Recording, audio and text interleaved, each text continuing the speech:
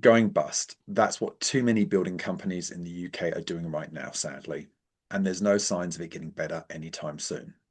So, what's keeping some building firms in the black and thriving while others are barely surviving? Is it luck or is there something more tangible at play here? Well, that's what we're going to be discussing today. Hello and welcome. My name's Nick Spencer.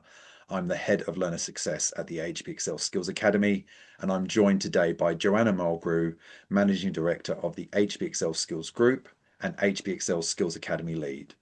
Joe's been in the construction sector for over 20 years now and has worked closely with hundreds of building company owners in that time. Just one quick note before we do get started. At the end of our discussion today, we'll have a quick fire FAQ section, so any unanswered questions from the chat should be covered then. So, Joe, let's get stuck into this, shall we? Why are successful building companies better protected from failure? That's quite a statement to make. What do you mean by that? Hi, Nick. Thanks for chatting with me today. In answer to your question then, we're not saying at the Skills Academy that successful builders never have problems. And in fact, every company, building company or other, has issues, difficulties, challenges. One of the difficulties, though, in construction is that the magnitude of the money sloshing around in construction puts firms more at risk than perhaps other sectors. So every building company faces pressure, costs, customers, delays, cash flow issues, staff, subcontractors being unreliable, regulations, etc. But the key difference is that better run firms have more protections in place, processes, strategies, software, digital, etc., to help them run better. So they're not relying on luck. They're not kind of waking up in the morning and working out what's going to happen today. They've got a clear idea of their numbers, a really firm idea of the numbers, and better processes, as I said, more prepared, ready for each project and in advance when they go on site. So they're not getting up in the morning. I hear people say, I get up at 4 or 5 in the morning, I prep myself, nip to the gym, get in the van, WhatsApp my team, and then they're ready to rock for 7:30, 8 o'clock. Oh my gosh, 4 or 5 in the morning, every morning getting ready. We're not prepping, we're not planning. And if we're prepped, if we're planning, we are much better prepared to absorb those shocks, those issues, those challenges. We're ready for them. And we can still come out with our project and business intact. So yeah, we've all got issues in running businesses. But it's how we're prepared for them. Some of the danger areas, I would say, is when a builder is technically excellent, a really good quality builder. I mean, every builder I talk to is really hot on the quality of their workmanship, but they're commercially exposed, Nick. They're commercially exposed. Why? Brilliant on site, but the quotes are inaccurate. Paperwork, health and safety is lacking. No stage payments, no contracts. Planning is sadly weak. It's I'm afraid to say. And the cash isn't necessarily there because the stage payments and the contracts, etc., isn't. Following up of unpaid bills. They're not chasing payment. So the whole business is vulnerable through those kind of key issues. And I'm going to quote a very famous man, Abraham Lincoln, and he said, give me 6 hours to chop down a tree and I'm going to spend the first 4 of those hours sharpening the axe. What does he mean by that? It's all in the planning, and then the actual resulting work is so much easier, it's so much more straightforward. So we're kind of concentrating on that kind of ethos. Let's do some prepping, let's do some planning, and then it makes life so much easier further on. So yeah, hopefully I've answered your first question, Nick. Yeah, great insights, Joe. Thanks for sharing. Does sound like a lot of work for a builder owner to tackle, though, wouldn't you say? Yeah, I mean, it is a lot. And first off, you've got to have the right mindset. You've got to want to improve your businesses. And that will involve spending a little bit of time thinking and strategizing with myself and my tutor team. And that's in fact why we've come up with this program, this campaign for builders who mean business. It's for builders who actually want the change. And in fact, I don't know if you know, Nick, but HBXL actually stands for Helping Builders Excel. We really are all about helping builders excel. So we want to help builders who know they're worth more, know they're capable of more, and up for doing something about it. And I'm not talking large companies. I'm not talking large teams. This is about small and growing building companies. Some of them have been established for a very long time. I'm not going to lie. You know, they could have been 20 plus years. I'm not talking about newbies and startups. But I've been working very, very hard for a very long time. You know, they might have started their business in their early 20s and now in their mid 40s and thinking, bloomin' heck, you know, physically, I don't want to be on site quite the same. I'm not been making the margins, not taking the holidays, don't see the kids. You know, there's a kind of tipping point here where something needs to be done. So it's about the busy builder who's probably pretty successful with their work that they do, but are wondering, why am I not making any flipping more money? Or why is every job so stressful? Why is running my own company so difficult? Why am I getting caught out for the same things? So yeah, for a builder who means business, not just trying to survive, want to do better, you know, we help you make that time, carve out that time to think about your business and do something about it. So if you're up for it, we most definitely are. Yeah, thanks, Joe. That's great. Now, I know in your day-to-day work, Joe, you speak to a lot of good quality builders, as you've mentioned. That's just a given. But what's holding them back as business owners, do you think? As I've just mentioned, I think the first thing I say is that being good at building, and everybody that I talk to is, they're running really good businesses. And from a quality perspective, the project work is fantastic, but they're less good at running the company, the building company, and they're not the same skill set at all. So a lot of our learners, you know, went straight into running their own businesses or work for a family business, worked their way up, now taking the reins. And there's no school of running a building company until now, I should say, because that's where we come in. But yeah, Absolutely. we're trying to educate builders who have not officially gone to, say, college to learn how to run a building company, how to do it practically. You're excellent on the tools. We help you be excellent in running your own business. Lots of builders, because they're so good from a workmanship perspective and they've got those skills and they're better than everyone else on site. Most builders, proprietors say, do you know what? I'm definitely better than, you know, anyone else I try and bring in. There's always challenges, always difficulties. They're unreliable. But then you had to grow the business, the business is growing around you because you're really good. You're suddenly responsible for absolutely flipping everything, Nick. Honestly, estimating, cash flow, contracts, customers, subcontractors, health and safety, projects and job management, the staff, the sales, the marketing, the admin. And oh my goodness, I mean, in what other business, Nick, are you responsible for all of these items? I mean, the head honcho is doing everything and they're exhausted because they're doing it all. So we try and take, or help, should I say, builders take a step back and help teach them the side of the business, you know, the business side of things, should I say. Because without that space to think, you end up underquoting because you want the job. You forget to include certain items. Maybe you didn't review the project properly because you were quoting late at night or on a weekend around the kids' activities. You missed something. You're not necessarily allowing for your overheads. What are overheads? Well, all the business costs. They're not the job costs. You know, your insurances, your phone, your van hire, your mobile phone, petrol, all these things, software that you use for your business.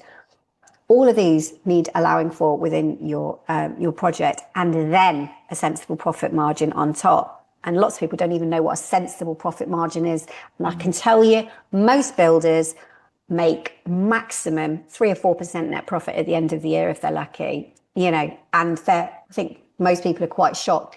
But because of the way that money sloshes around in construction, coming in on one project, out on another, suppliers' invoices here, there, and everywhere, most builders don't actually know what money they're making till the end of the year. You get to the end of the year, you speak to your accountant, and it's like, oh my God, loss or just a couple of percent for all that effort, but you've got all that stress. Also on the building kind of management side, you know, relying on obviously good technology like WhatsApp and so on, but we end up with plans on one device, messages on another, paperwork, you know, physical, you know, information in all sorts of places, and it makes management really difficult. And then just not having the right legal and health and safety documentation in place. But because those margins are too tight, you know, anything going wrong, you've got an issue. Jobs running over, you've got cash flow issues. Variations are not being charged for because you don't have proper change processes in place.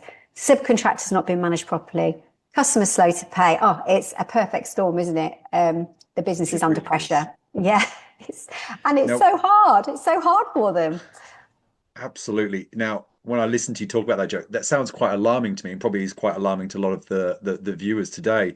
Yeah. So, what do you think, given your experience, are some of the warning signs that perhaps things are not looking rosy and are starting to head a bit south? Yeah, yeah.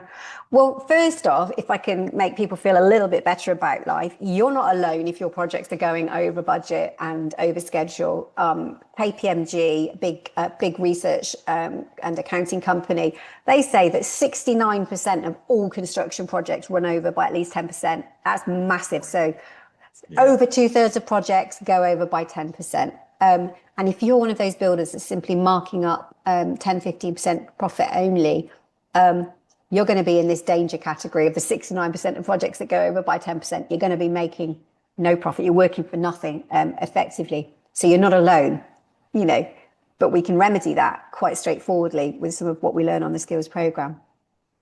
So some of those warning signs that you just asked about, Nick, every project feeling a firefight, warning sign. If you don't really know what money you're making on each job, if I asked you about your next project and said, what was your net profit on the last job you did, and you couldn't answer, well, you know, that's a warning sign. If your quotes are rushed, if you're doing it on a weekend and an evening when you're shattered, warning sign. If you cash flow wise are basically taking one payment from one job to fund the next, again, warning sign. And if you're the bottleneck, I mean, I know that feeling, Nick, running my own company, but if you're the person that's remembering everything, if everyone is running everything past you, nobody wants to make a decision without you, warning sign. You know, you being that head honcho are in fact a bit of a bottleneck for the growth of your business. So better run businesses have structure. Doesn't remove every problem because we know that running companies is challenging, but it does reduce the chances of things being missed and helps you control what you can control, you know, and then we're left to the universe for the rest of it. But what we can control, we want to. Yeah, absolutely. I think that's a great insights. So I suppose let's get into the big question that most of the viewers are here today. What are successful and profitable builders doing that perhaps others aren't or haven't even thought of yet? Yeah, well, I mean, I would say, Nick, that these aren't, you know, amazing insight, you know, but they are things that we forget to do or just don't have the time to do. So estimating properly. Oh my goodness, so many builders use meter square rates, old price books, historical quotes that they've done, and they make a little adjustment. They don't estimate properly. They maybe use spreadsheets, but they're missing half the stuff they need to be thinking about, or they've got errors in them. Better builders protect their margin. At the quotation stage, it's setting out what profit we're anticipating. You've then got a job to protect your profit. And the project management stage is all about that profit guardianship. So having the right project management approach to guard that profit really securely. Part of that is communicating with customers. So speaking to customers well in advance of the information that you need from them, communicating as well carefully and in advance with your subcontractors and staff. And part of communication is change management, changes and variations, making sure that those are communicated and recorded and billed for appropriately. And that means communicating with your customers that changes aren't free of charge. You know, profit leaks through changes, which leads me to using proper contracts. So using proper contracts and using a formal change management process or variations process so that you're then varying the contract and billing appropriately.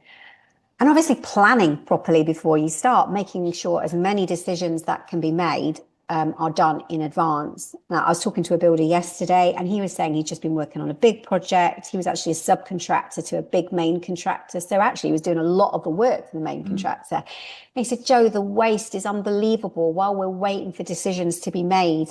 No one is there on charge. The project manager is not there. So we're sitting, waiting hours each day, you know, and you're thinking, gosh, it's a crime, isn't it? It's a crime that this waste is happening. So planning properly and making decisions before they're needed is really crucial. And I know that's a 101. Of course, common sense, but we often get caught off, you know, on the back foot.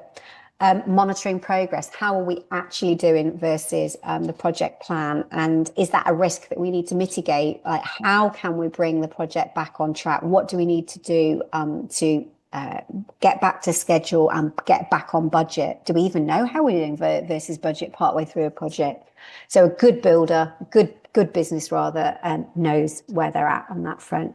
And obviously learning all the time, not repeating those same mistakes. And if you're using the kind of digital tools to record all these things, you can see clearly, did I make money? Did I come in on schedule? Did I communicate effectively? Where were the challenges?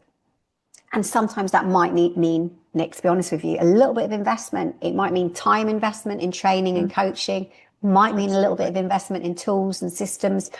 But the common thread is control. With all these businesses, they control the numbers, they control the project, they control the client and the future of the business. They know where they're headed.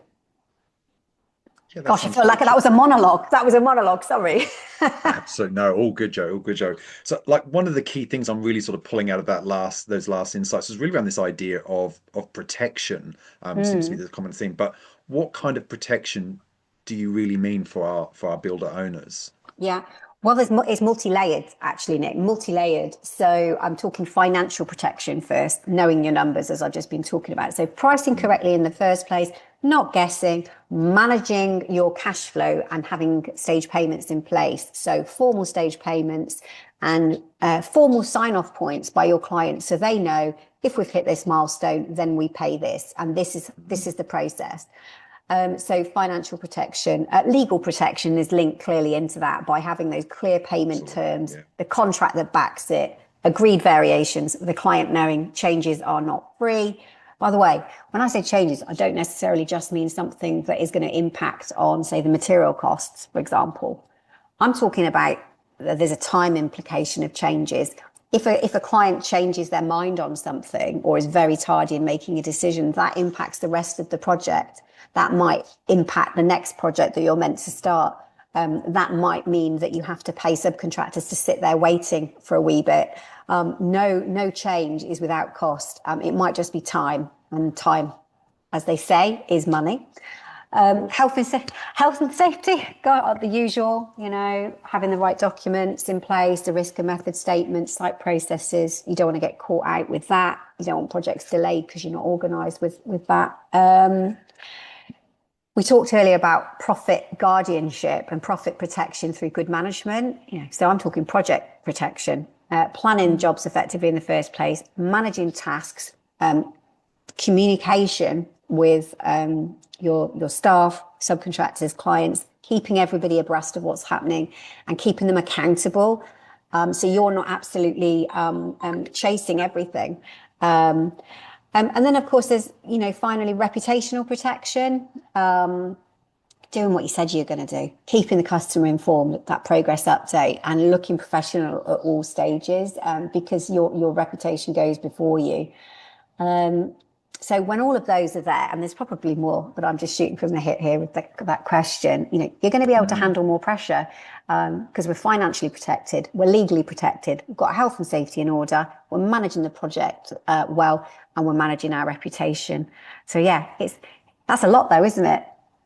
It is a lot. Just hearing it sounds like a lot. So my sort of question that sort of jumps off the top of my head is, surely you're going to need a lot of staff to protect yourself and not get all those layers done, surely. Yeah. Well, and it feels like that, doesn't it? It feels a lot. But you can compete as a smaller firm with bigger players. But you've got to have the right structure in place. You've got to have the stuff in place in the first place.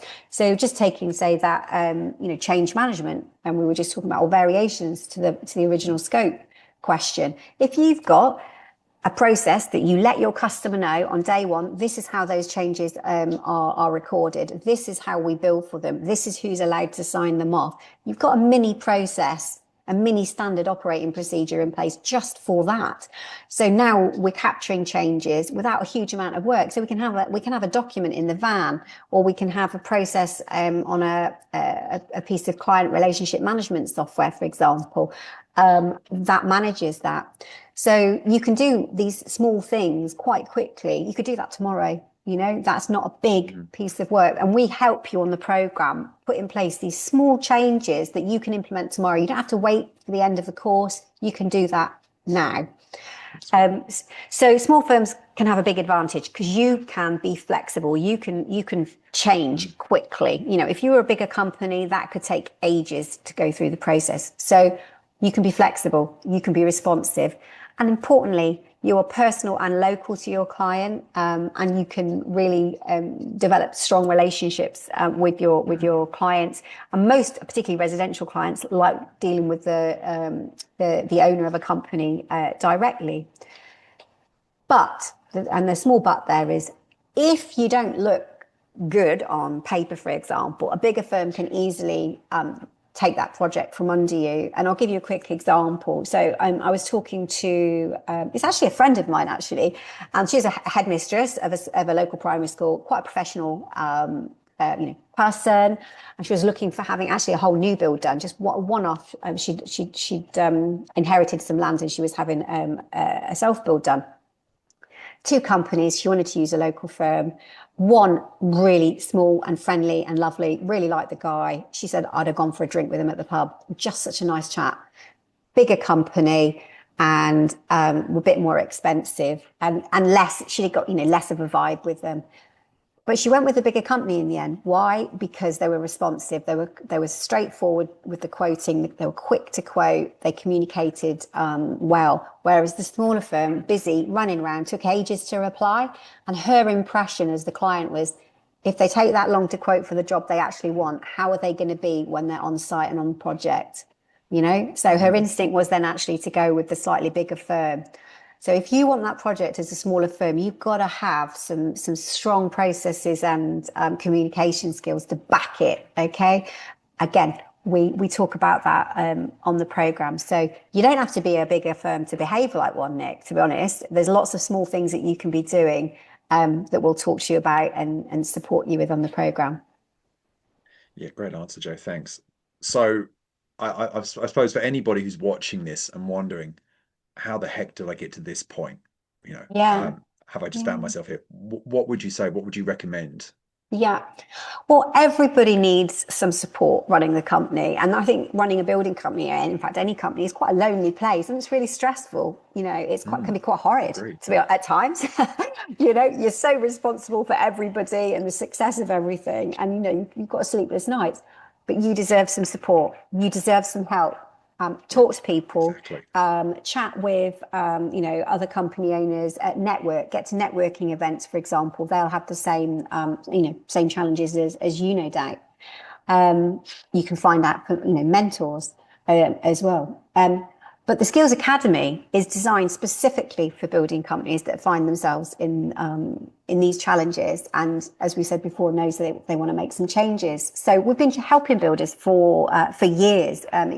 The House Builder XL Limited, the main company, has been trading since 2000, helping builders do better since then. So well over 25 years. And the Skills Academy takes that a step forward, a step further. And for the last 4 years or so, we've been training building firms in how to run better businesses. And it's not training for just training's sake. It's really, really practical stuff. So we want to help builders strengthen the areas that are going to make, the key difference to them. And we provide that mentoring within the program. So you're not just learning a technical skill. Say you're on the CAD course, computer aided design for construction. You're not just learning about CAD. It's how can you embed that in your business to win more projects? How can you present yourself better? How can you win higher value projects by adding this? And then how can you market it so people know you actually offer this service, So we work with you both on the program and for 6 months after to really bed this new learning in place. We're like your sounding board, your critical friend, if you like. You might have heard that expression. So whether it's a skills boot camp or a funded course through the Construction Industry Training Board, because we do get CITB funding for you, all the courses are run online, part-time, end of the day, and we can offer you support in estimating. So there's an estimating skills boot camp and a CITB course for running a thriving building firm. So how to price work properly. We do 5 case studies and we go through them all in detail so you can understand the numbers and how they're built up. as I mentioned just now, we have a CAD for construction course. So understanding plans and how they're put together, using digital tools, so computer-aided design to bring drawings together, and 3D model production, and present yourself really, really well. And you can combine both of those things, the CAD and the estimating, to offer a fantastic design and build business. We have a business management skills course, which is more general. It's all about how you run a successful building company from kind of start of a project to completion. So it focuses a lot more on financial control, your health and safety and legal responsibilities, how we manage our cash flow, other site supervisory techniques and what have you. So the business management skills is a broad course suitable for pretty much any building owner or someone wanting to set up their own building company. And then we have our project and job management course. So if you need help planning, scheduling, budgeting, compliance, and want the letters after your name, with a formal project management qualification, which clients will like, the project management course is for you. So it really helps you run better projects. But ultimately, they all come back to the same thing, Nick, connecting back to helping builders run stronger, more profitable businesses, more sustainable businesses. And I don't mean sustainable in an eco sense necessarily. I mean long-term, something for the future, something to hand over to maybe another family member, or to sell the business when you want to retire. So that's it, helping builders excel. Sounds great. We'll get into the detail of the courses in just a moment, but what do you think makes these courses so impactful and so popular?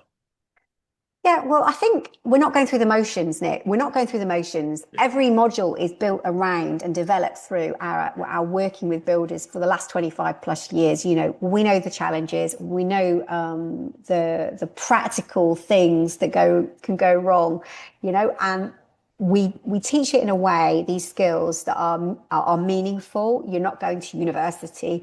In fact, you're giving up 2 hours twice a week, and you're with industry experts that've got construction experience and really know their stuff. And one thing that I love about the boot camps is that they're really collaborative with other learners that are going through the same challenges as you. So we offer these courses to all sorts of funded regions around the country. So you're not sat next to your competitor. I'll tell you that. You're not giving any trade secrets away if you're explaining, things that you've got going on in your working life that you're experiencing challenges with.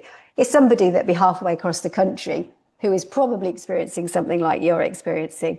So it's very, what's the word I'm looking for? It is collaborative. It's friendly. It's supportive. And I think people get a lot of confidence from sharing rather than sitting on all of this stress and difficulty on your own. So people signing up, they want more, as we've said already. They are business owners. They might be an employee who you're wanting to upskill.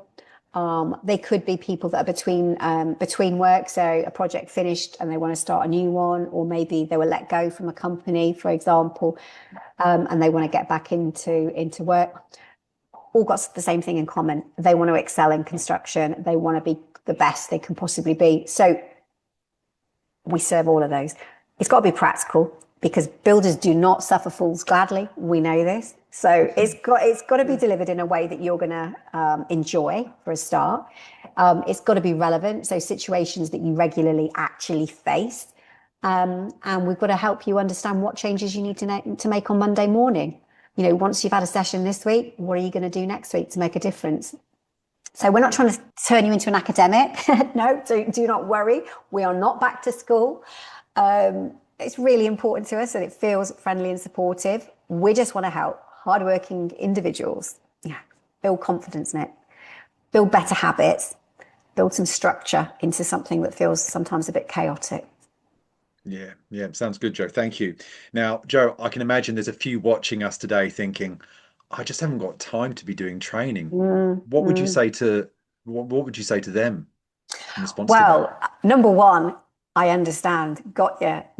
It's so difficult to make time for strategic thinking, changes you want to make. It's really tough. So I would force you to answer this question to yourself, and only you can make that decision. But how much time are you losing because things aren't as organized as they could be in the first place? So, Mm. how much time do you waste chasing people, correcting mistakes, dealing with customers who are being difficult because their expectations weren't managed, reworking quotes, firefighting on site, answering every bleeding question, trying to work out where's the money gone? So you're spending a lot of time doing that. So you're actually going to gain time. It might be a few weeks down the line, but you are going to gain time. And I'd also ask you this question around how much money is lost. So how much money are you losing from poor estimating, rushed quotes, poorly managed jobs, not being on your best foot? How much money do you lose that way? Because obviously, time is money and mistakes are money. So can you make the time? So it is an investment, I grant you, but you are going to get it back. You are definitely going to get it back. And I'll quote a gentleman I was with, a builder last night in one of my coaching sessions. And he said to me, "Jo, I've 100% increased my prices." By the way, I don't mean he's increased them by 100%. I thought, wow, he's doing well. Profitable. Yeah, profitable. No, he said, "I have 100% implemented the strategies to increase my prices. I am now accounting for 15% overheads on my project, which I wasn't before. So I can now bring someone in to help me out because I've been running around like a idiot for too long." And he also mentioned that he was adding 20% markup now. So he said he was making more money now than he had in 27 years of running his firm. So he started it obviously early 20s, mid 40s now, and he's making more than he has across that time. So it's understanding. I mean, for him, it's just understanding his numbers, properly. That doesn't take too long for us to go through that with you, and then you can be taking that time. And he says, "Jo, I can't stop working. I love working, but I need to take a holiday. Yes, Use these important. profits to take a holiday, and come back fresh." So anyway, yeah, you're going to get a lot out of it if you can properly set aside a little bit of time, just 2 hours twice a week, and are committed to making that positive change to your business. And I love supporting companies that are in that headspace, because we can absolutely change how your building company runs for the better. Yeah, we've done it many, many times. Sounds great. Now, Joe, you mentioned earlier that the Skills Academy has been running for just around about a little bit over 4 years. And during Mm, that time, we've seen hundreds of builders come through the various yeah. courses, and they've used that funded training as a launch Mm. pad for their businesses. What do you think, in your opinion, is the kind of change that they're going to experience on the course if they do invest the time? One of the biggest changes, Nick, actually is mindset. Mm. It's feeling confident to charge more. It's confident to add a new service. It's confident to speak with clients with authority. It's confidence to back your own prices because you price them properly in the first place. It's confidence that you're covering your costs. And if you do negotiate on a price in the end, where your bottom line is, where your tolerance is, rather than just like, oh, I can guesstimate a discount that I can apply for that project. So yeah, you start to see your business differently, Nick. It's not just a series of jobs; it's a business. It's a proper business, and it needs structure, and it needs some planning, and you need to protect it.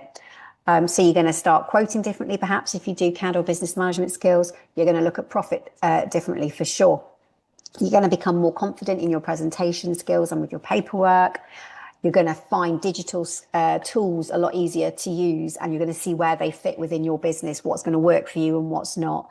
You're going to, I hope, feel like you can give more responsibility to other team members and help bring them on with your own self, and start to realize that you need to give them a little bit of rope because you need the time to be quoting. So the gentleman I mentioned yesterday, so that I was talking to yesterday, he was saying, "Jo, I can now get a day in the office to actually do the quotes rather than the evenings or the Yeah, weekends that's when I'm brilliant. shattered." So, gain some time and life back. And just in general, yeah, think harder about where the business is going and what do you want out of it.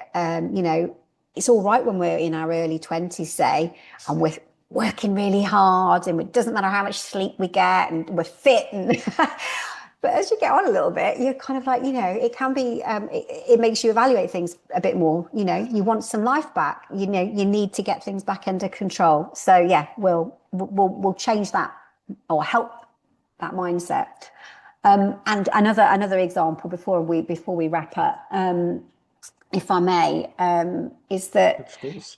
the training is a launch pad. The real outcome is going to come for you as a builder who feels more in control and more confident and more happy with how you're running things.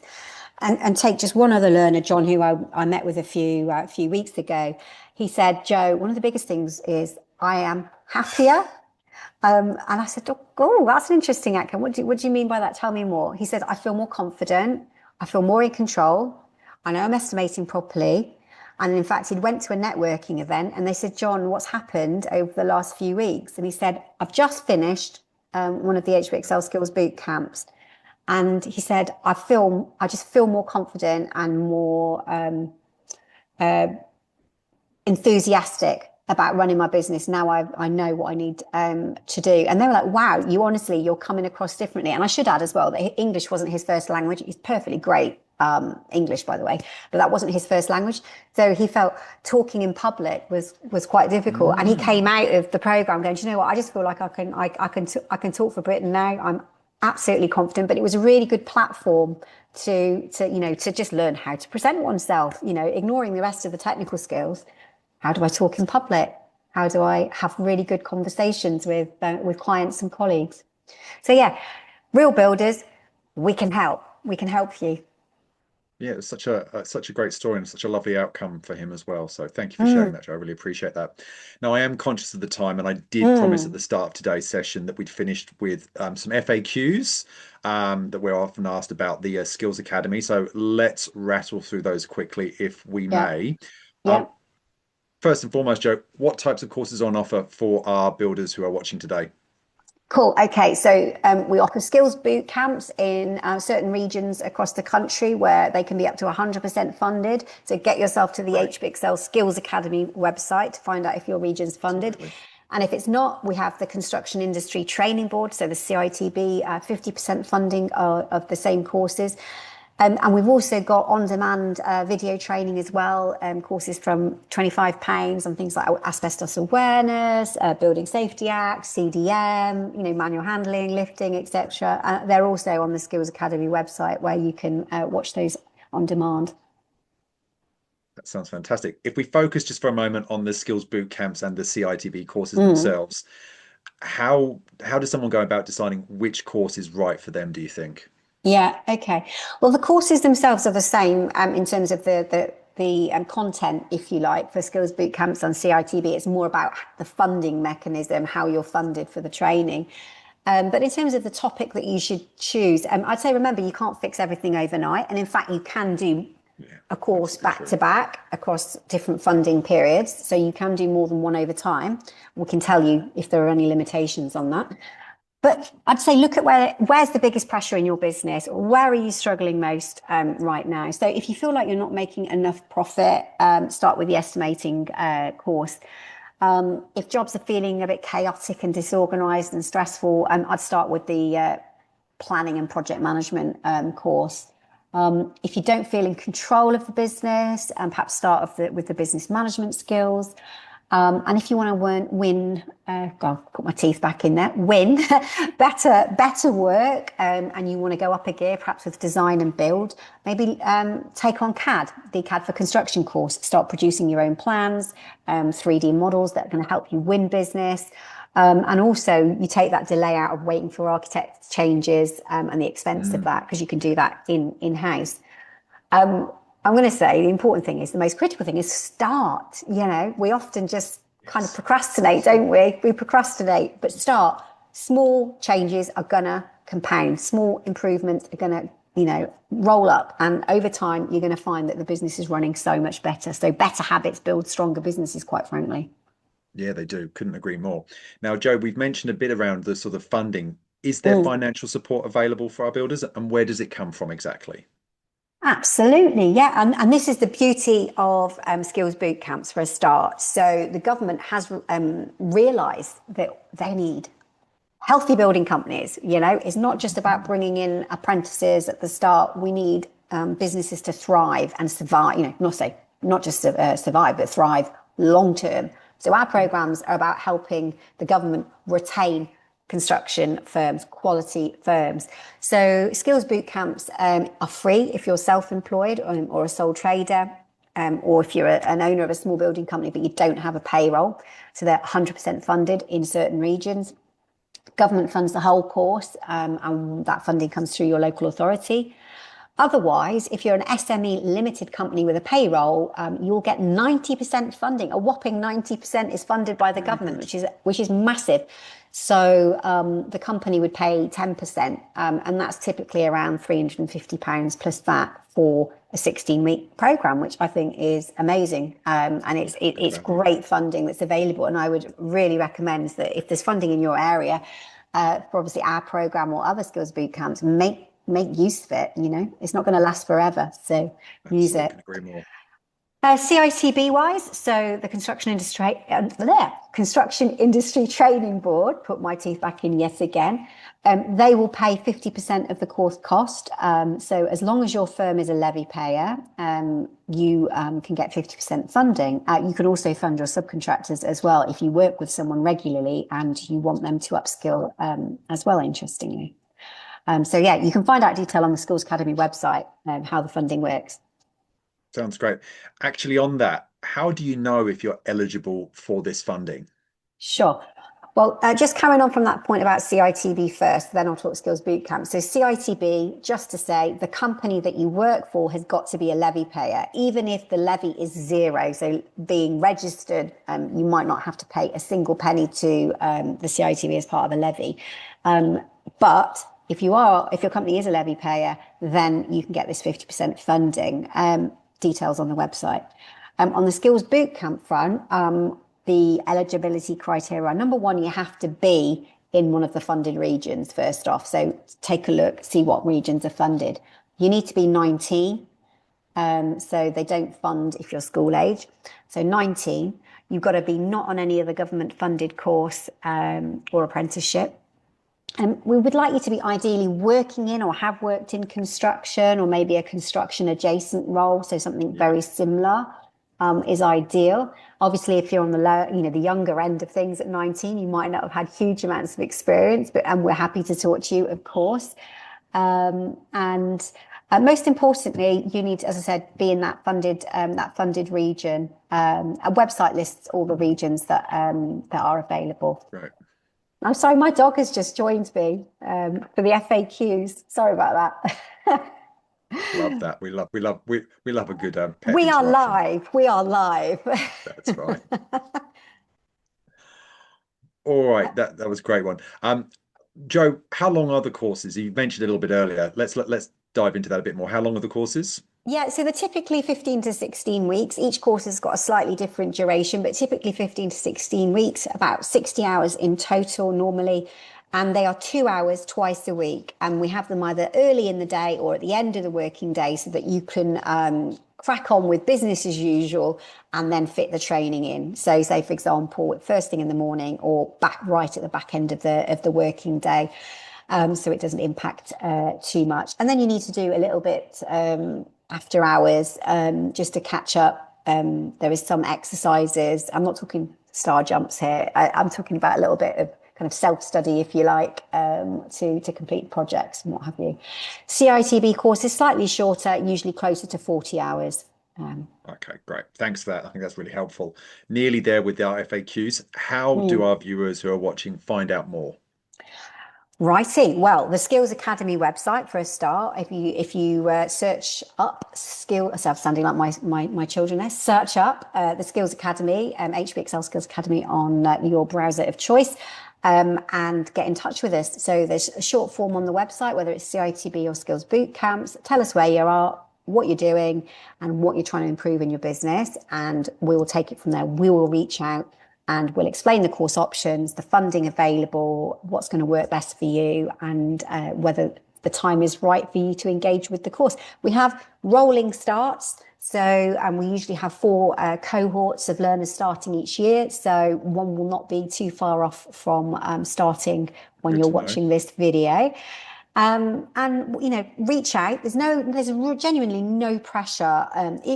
Just explore it. If it's for you, fantastic. If not, at least you know what's available to you. We want to check the course is right for you. We want you to finish that course. A commitment of that 60 hours is required, that 2 hours twice a week. Yeah, and you need to talk to us about how you're going to use the skills post-program. How is it going to better your business? Because the local authority that's funding you wants to know it's going to have a practical, tangible impact on you to help you. Absolutely. We'll do all the paperwork. You just have a chat with us on the phone. That's it. So go to the Skills Academy website, fill in the form, or you can call us. Now, I'm going to say this phone number out loud, but no one will remember it. But if you have a pen handy, it's 0117 916 7870. But it's probably easier to just search us on the website and you'll find the phone number there. All right. Nice and easy there, Joe. Love it. And our last question as we wrap up, if a builder watching this today only takes one thing away from this session, what would you want that to be, Joe? Well, I just wouldn't leave the success of your business to chance. It's hard running a firm, and we can help. Don't leave it. Don't leave it to chance. Being a good builder, a quality builder, is a huge part of your success. But it's not enough on its own. You need to know your numbers, protect that anticipated profit, so that the net profit is reflected in all your hard work. You need the proper paperwork, of course. You need to manage the job effectively and know your responsibilities as that building company owner. I'd say builders who are going to succeed long term, they're not necessarily the ones with the biggest teams or the flashiest branding, the shiniest vans. They're the ones who are better prepared, better organised, and really are desiring to improve. There we can help. So join us on one of our skills boot camps or our CITB funded programs, and we're here to help. We're here for small to medium sized builders. That's who we're passionate about. That's who we want to support. So thank you, Nick. Joe, thanks so much for today for all those insights. I'm sure they've been really, really useful for those who are watching this session. I think really, if I'm sort of capturing this all into sort of summarizing it nicely, the big message from today is that successful building companies are not protected by luck. They're protected by better habits, better systems, better understanding, and better preparation. Yeah. So for anyone watching who recognizes some of the pressures that Joe's mentioned about today, whether that's estimating, controlling projects, paperwork, business management, or simply feeling there's just too much sitting in your head right now, the HBXL Skills Academy might be able to help you. If you're a builder who means business, please do get in touch. We'd love to hear from you. And thank you very much for watching. Thank you, everybody. I hope we can help. Bye. Bye. Take care. Bye.